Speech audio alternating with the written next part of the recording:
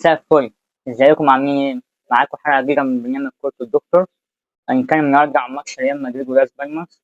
أخيرا ريال مدريد استغل تعثر برشلونة وأتلتيكو مدريد. لعب ماتش كبير النهاردة. ألف مبروك لجماهير ريال مدريد. في بداية الفيديو متنساش تعمل لايك وشير وسبسكرايب للقناة. يا ريت كل اللي يتفرج على الفيديو يعمل سبسكرايب، محتاج سبسكرايبات كتير، عايز أوصل على الأقل 100 سبسكرايب. يلا بينا نبدأ. آه، الحمد لله اخيرا ريال مدريد استغل تعثر برشلونه امبارح قدام ختافي، وريال مدريد واتلتيكو مدريد قدام ليجانيس. ليجانيس عامل نتائج كويسه، كسب برشلونه وكسب اتلتيكو مدريد. خد منهم 6 نقط وخسر من ريال مدريد 3-0. كان اداء كويس قوي والحمد لله. اتلتيكو مدريد تعثر. نيجي ماتش ختافي، هو ماتش ختافي يعني برشلونه وختافي على ملعب ختافي. هي ماتش صعب على برشلونه، بقاله 3 سنين ما دخلش هدف وبيخلص ماتشات تعادل. نفس الكلام حصل امبارح. كانت برشلونه متقدمه 1-0 ورجع ختافي اتعادلت وخلص الشوط الاول 1-1 والماتش خلص على كده. فكده برشلونه فقد نقطتين واتلتيكو مدريد فقد نقطتين. وفوز النهارده برشلونه، فوز النهارده ريال مدريد. ريال مدريد بقى على صداره الدوري الاسباني 46 نقطة، أتلتيكو مدريد الثاني 44. آه، برشلونة الثالث 39 نقطة. ده كده في حد ذاته حاجة كويسة. والماتشات الجاية مع إني أصلا حاسس برضه ريال هيتعثر بعد كده عادي يعني.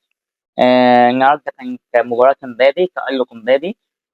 عمل جونين وأسيست، وفوق كان ليه هدف تالت اللي هو بتاعه ما كانش أوفسايد. وفوق سجل هاتريك، ده أخطاء تحكيمية. وجايب كورتين في العارضة، وكان عامل اسيست للكرة. لا، كان عامل اسيست برضه. وفي الكورة اللي هو عملها فاسكيز، دي فاسكيز عملها برين دياز اللي عملها له اصلا هو كان امبابي. فامبابي عمل مباراة كبيرة. ريال مدريد بدأ الماتش بأول حاجة في حراسة المرمى كورتوا. أخيرا أخيرا أخيرا أسينسيو ابتدى يلعب جنب روديجير ناحية اليمين، فاسكيز ناحية الشمال ابتدى فران جارسيا الماتش ده. فالفيردي وسبايوس. قدام يمين بريما دياز، شمال رودريجو بلينجهام، وقدامهم مبابي. برضو انشيلوتي يعني اديله التحية في الماتش ده، لعب بأداء كويس ولاعب كل واحد في مركزه. سبايوس اكتشاف الموسم. فرق كتير في نص الملعب وبيلعب ارتكاز، حامل دفاع وبيلعب الهجمة كويس جدا.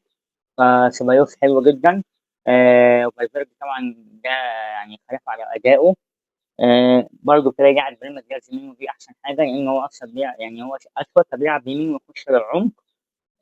فيرتز رايت وينج.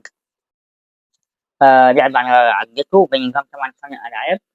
ابتدى الماتش بجون لاس بالماس. واحد قال خلاص 1-0 لاس بالماس، أنا عارف إن نازلين ريال مدريد وهنموت وخلاص يعني، مش هنعرف نستفيد من تعثر برشلونة وأتلتيكو. بس الحمد لله إن رد جه سريعا من إمبابي. جاب عرضة في الدقيقة الثامنة، بعد كده في ضربة جزاء صحيحة 100%. جاب منها جون أولاني في الدقيقة 18. وزي ما بقول لك كان من إمبابي، باسكت عملها زي تمريرة ثرو باص كده أهو، راح رجع إبراهيم دياز جبنا الجون التاني.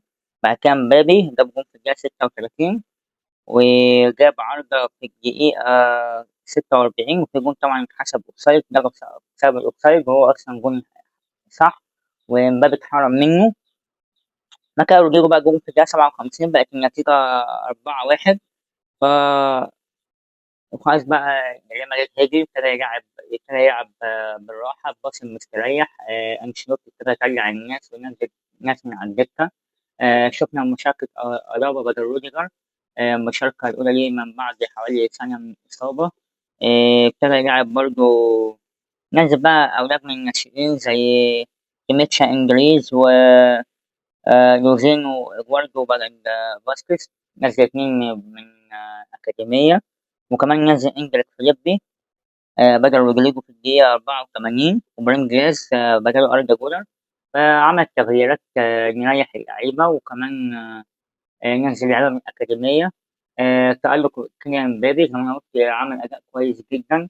جاب جونين وجاب عرضتين وعمل كي باس الجون الثالث.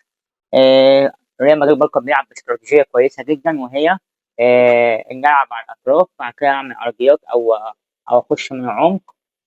فدي كانت مأثرة كويس جدا. بسطت بالسبايس وبناء اللعب بتاعه كان كويس جدا. ماتش اتلعب من غير فينيسيوس عشان الكارت الأحمر اللي هو خده والإيقاف بتاعه. الصراحة ريال مدريد متأثرش بفينيسيوس خالص. مقدم لي أداء كويس جدا. ريال مدريد كده يلعب برتم سريع كويس، يعني رتم سريع خد وهات وباص بسرعة، وابتدى يلعب عشان ناس بس تلعب خط دفاع متقدم وتلعب في ظهرهم. أي نعم في تلات جوان جم أوفسايد أو جولين جم أوفسايد. واحد صح وواحد غلط. جون فالفيردي ده علامة الصراحة، بس لولا الباص كان متسلل. فمن الآخر ريال مدريد عمل ماتش حلو. كسب. خد الصدارة. استغل تعثر أتلتيكو مدريد وبرشلونة. يا ريت نستمر على الأداء ده الصراحة. برضه من بعد الكلاسيكو ومن بعد نهائي السوبر ريال مدريد رجع بأداء حلو قوي.